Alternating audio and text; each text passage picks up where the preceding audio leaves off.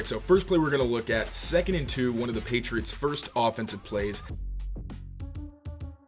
What was your main takeaway from Wednesday's practice? I thought Drake Maye looked really freaking good today, man. And only a couple balls hit the ground, and a lot of those were drops, right? But you saw the Pop-Douglas connection, which we've seen that chemistry really growing, and that been working really well this whole summer. Mac Hollins, who this was really the only second time he's worked with him in live drills, in live teamwork this offseason because he missed the sprain, and he said they were former Tar Heels, so they have that connection. But a couple nice downfield completions to him. They had one in a hole shot down the right sideline.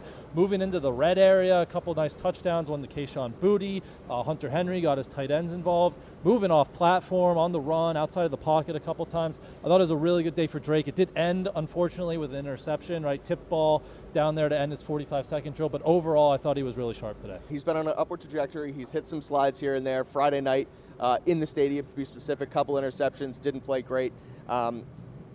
Monday was a so-so practice, but then he comes and he bounces back today. And I thought that was the biggest thing I saw from Drake Maye. Not necessarily not spraying the ball over the place, not necessarily making the right reads. He was doing all of that, but the thing that jumps out is that he continues to bounce back after he has poor days. He continues to bounce back in between practices.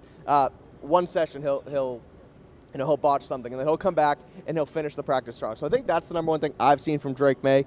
But Brian, I'll start with you. Overall, dive into what you saw from Maye today, especially because another team comes in for the first time all summer, right? You're not going up against the same guys who, in a cornerback room with Christian Gonzalez, Carlton Davis going down as well, you kind of get used to those guys. You see the same stuff. Commanders come in, run their thing, and Drake Maye still impresses today. Yeah, and you mentioned the bounce back. A lot of these practices, it's been like an early mistake or two, and then he bounced back within practice. I thought today, outside, again, the last play was an interception. Right. Like, consistently a very good practice, very sharp. Again, only a couple balls hit the ground, and, it was a Pop-Douglas drop, and even the Travion Henderson, he couldn't bring in, a beautifully thrown wheel route, leading him right in the back right corner of the end zone. But I thought you saw a lot of what you expect out of Drake Maye, like moving in the pocket, off-platform throws, connecting on a couple balls downfield. There weren't spray misses, which what we've seen at times this summer, but, even some of the completions, like one of the crossers to Pop was a little bit behind him, so not perfect accuracy-wise, but that's kind of what we expect a lot of the times with Drake. So I thought you saw really what you want to see from Drake, and it was a good practice from him today. Evan, what do you got on Drake? Yeah, I thought he threw the ball really well today. In my mind, one of his more accurate practices, I would say. Like you said, Brian, we didn't see those Maye sprays as much as we do in the past practices at times. And I just, the throws to Pop really just stand out to me because that's vintage McDaniels. Like, that's exactly what you want to see. Ball out quickly, first and second down, stay ahead of the chains, hit the over the middle of the field routes. He had one today where he kind of sidestepped some pressure coming off the right, kept two hands on it, swung it through, and then off-platformed it to Pop-Douglas. That was just on the money. And I looked at that and I was like, well, that's a heck of a throw, right? Like, those are the moments that you really start to get excited about what Drake Maye can do with the pocket manipulation and the coverage manipulation, looking guys off, finding Austin Hooper over the middle of the field.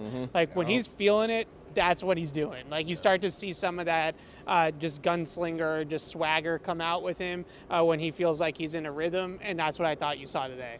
And that Hooper throw was wide. Don't give him too much flack for the interception because, again, that was where you kind of got to look him off.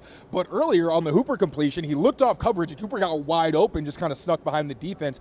Another thing I'll add, I thought he looked like a franchise quarterback today, like truly. And there's been times where, not that he doesn't necessarily look like that, but the spray misses, you kind of want to see those wind in, and this is one day. I'm not necessarily saying that the problem is fixed, but one, the consistency was huge. And another thing that he mentioned after with the Bobby Wagner play, or actually I asked him about the fact that he hasn't really thrown into bad looks. I think there's been maybe 3 or 4 times this entire training camp where I was like, ooh, probably shouldn't have done that. But even then, it feels more like a learning moment than him just not knowing what he's looking at. And he mentioned how Josh McDaniels' offense is built to avoid those kinds of throws because he's able to see the defense is looking. If he doesn't like it, is able to change the play. That's a level of freedom he might not have had quite as much last year. And we knew coming into this Josh McDaniels system, there's a lot more freedom for the quarterback to make sure you're in the best play possible. And the fact that it seemed like he did that consistently, kept his eyes downfield. There was one throw that he hit pocket Hooper where you could tell, like sometimes he thinks about scrambling, but his eyes are constantly up to find someone to throw to, and he really only runs when he has to.